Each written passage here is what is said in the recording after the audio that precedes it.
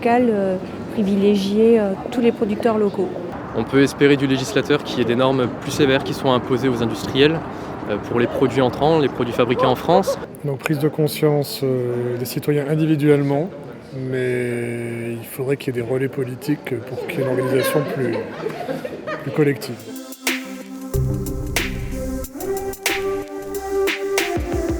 Les acteurs locaux, ce que j'attends d'eux principalement, c'est de tenir des engagements concrets pour le long terme et de les maintenir. Peut-être plus de contact avec le public. J'ai l'impression qu'il faudrait déjà plus d'informations.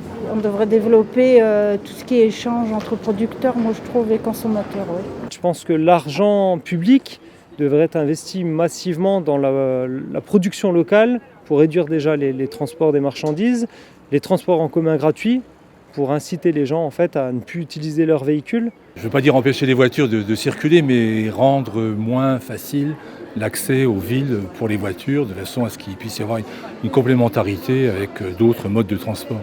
Je serais pour limiter vraiment la circulation dans les villes. Je pense qu'il y a déjà tout le système des covoiturages. Est-ce qu'il ne faudrait pas qu'il y ait plus d'endroits pour pouvoir justement faire des relais ? Il devrait avoir un peu plus d'aide pour les rénovations de maisons, oui.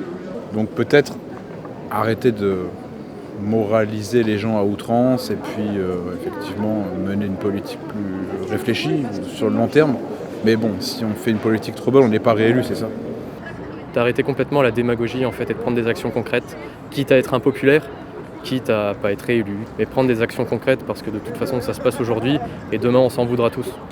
Donc les décisionnaires sont là, ils mourront bien avant qu'ils connaissent les vrais impacts de la non-transition.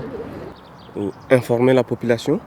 Et il y a un autre facteur qui peut jouer là-dedans, c'est un peu la publicité ou bien la communication. Comment on fait comprendre aux citoyens ce qu'il a à faire. Ces deux facteurs-là, je crois que c'est des facteurs principaux. Qu'il y ait vraiment de nouveaux modèles qui puissent prendre place et qu'on ne soit pas toujours à dire oui mais c'est pas comme avant. Mais oui, c'est normal puisque c'est nouveau.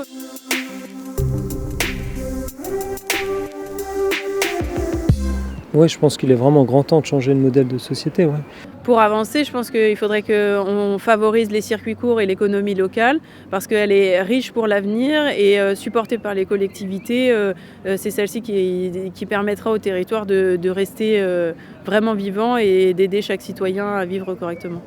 De changer de société sur le fond, il y a besoin de changements drastiques, importants, qui seront forcément inconfortables.